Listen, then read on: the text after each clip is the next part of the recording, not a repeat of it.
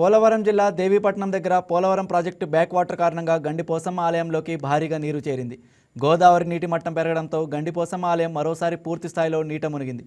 గత 10 నెలలుగా అమ్మవారి దర్శనాలను తాత్కాలికంగా అధికారులు నిలిపివేశారు.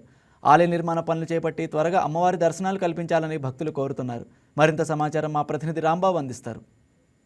ప్రస్తుతం మనం పోలవరం జిల్లా దేవీపట్నం మండలం ప్రసిద్ధిగాంచిన పుణ్యక్షేత్రం గండిపోసమ్మ ఆలయం వద్ద ఉన్నాం. ఈ ఆలయం గత 10 నెలలుగా ఈ గోదావరి బ్యాక్ వాటర్ కారణంగా నీటిలోనే ఉండిపోవడం వల్ల గండిపోసమ్మ అమ్మవారి దర్శనాలు అయితే పూర్తి స్థాయిలో నిలిచిపోయాయి. అయితే ఈ వాటర్ తగ్గిన తర్వాత దర్శనాలకి అనుమతిస్తామని అధికారులు అయితే చెప్తున్నారు. ప్రస్తుతం ఈ ఆలయ పరిస్థితి ఎలా ఉందనేది మనం ఇప్పుడు విజువల్స్ లో మనం ఇక్కడ చూసుకోవచ్చు. ఈ 10 నెలల కాలం నుండి కూడా అమ్మవారి ఆలయం ఈ నీటిలోనే ఉండిపోవడం జరిగింది.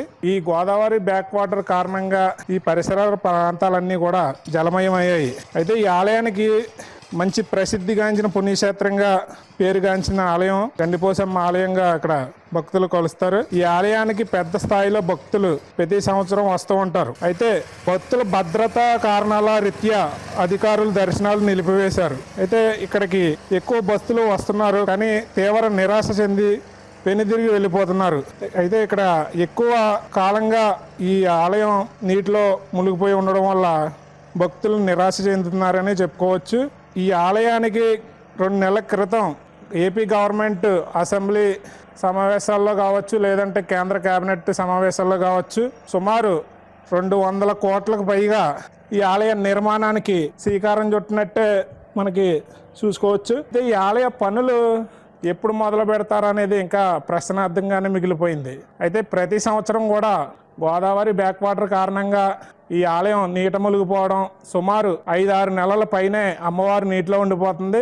గత మనం వారం రోజుల కిందట చూసుకున్నట్లయితే ఇక్కడ కొద్దిపాటి వరద మాత్రమే ఉండేది. వారం రోజుల వ్యవధిలోనే ఈ ఆలయం సగం భాగానికి పైగా అమ్మవారు ఆలయం సగ భాగానికి పైగా మునిగిపోయినట్టు కూడా మనం ఇక్కడ విజువల్స్ లో చూసుకోవచ్చు. అయితే అధికారులు ఈ ఆలయానికి భక్తులు ఎవరిని రావద్దని, ఆలయం వరద తగ్గేంత వరకు కూడా దర్శనాలకు రావద్దని ఇక్కడ హెచ్చరికల బోర్డులు అయితే పూర్తి స్థాయిలో ఏర్పాటు చేశారు. అలాగే ఎవరిని ఈ పరిసర ప్రాంతాలకు కూడా అనుమతించట్లేదు.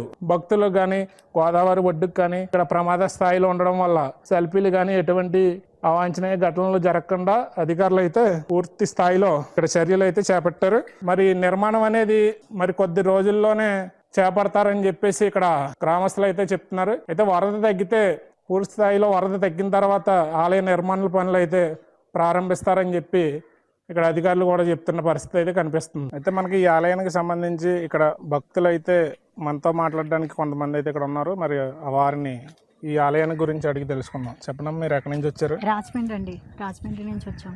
మీరు ఇంత ముందు ఎప్పుడైనా ఈ ఆలయానికి వచ్చారా? లేదండి, ఇదే ఫస్ట్ టైం. మా మమ్మీ వచ్చారు కానీ నేనైతే ఫస్ట్ టైం రావడం. ఎలా ఉంది మరి ఇక్కడ ఆలయ పరిస్థితి? ఏమో నీట మునిగిపోయి ఉంది? లేదు, ఆలయం అయితే మొత్తం వాటర్ తో ఫుల్ నిండిపోయింది. మేము అమ్మవారిని అక్కడ పైన ఉంటారు కదా, అక్కడ దర్శించుకున్నాము. ఎర్లీ మార్నింగే స్టార్ట్ అయ్యాము దర్శనం కోసం అని, చాలా ఎక్సైట్మెంట్ వచ్చాం, కానీ దర్శించుకోలేకపోయాం. ఇక్కడ వాటర్ వల్ల చాలా ప్రాబ్లం అయింది మాకు. అధికారులు అయితే ఏ విధంగా మనకి ఇక్కడ చర్యలు చేపడితే బాగుంటుందని మీరు అనుకుంటున్నారు? దూరం నుంచి వచ్చే వాళ్ళందరికీ కూడా భక్తులకి కొంచెం అమ్మవారి దర్శనం కోసమే కదా దేనికన్నా వచ్చేది. సో అది కొంచెం ఈ వాటర్ అది వస్తుంది అన్నప్పుడే ముందుగానే ఏదన్నా తీసుకొని మంచిగా చేస్తే బాగుంటుందన్న ఫీలింగ్. అంటే ఆలయం ఇక్కడ నిర్మిస్తే బాగుంటుంది అంటారా, లేకపోతే ఎక్కడైనా నిర్మిస్తే బాగుంటుంది అంటారా? అది అంటే అమ్మవారు ఇక్కడే ఉంటాను అని చెప్పేసి అన్నారు కదా, ఇక్కడ ఉన్న ప్లేస్ని డెవలప్ చేస్తే సరిపోతుంది. మాకు ఎక్కడున్నా సరే అమ్మవారిని దర్శించుకోవడానికి ఉంటే సరిపోతుంది. ఇది ఇక్కడ ఉన్నవాటి పరిస్థితి అయితే మనం ఇక్కడ చూసుకోవచ్చు. ఆలయం అయితే త్వరగా నిర్మాణం చేపడితే బాగుంటుందని కూడా భక్తులు అయితే ఇక్కడ తెలియజేస్తున్న పరిస్థితి.